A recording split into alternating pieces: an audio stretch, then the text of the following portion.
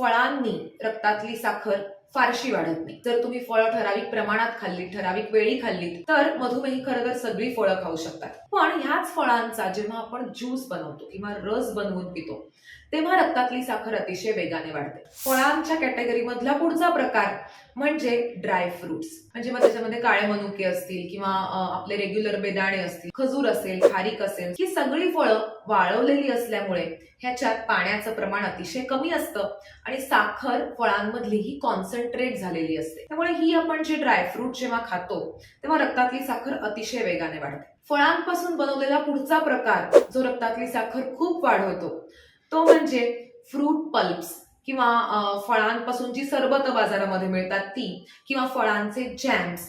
ह्याच्यामध्ये खरं तर फळांचा अंश फारच कमी असतो, पण साखरेचंच प्रमाण तुलनेने जास्ती असतं. त्यामुळे या सगळ्या पदार्थांमुळे रक्तातली साखर वेगाने वाढते.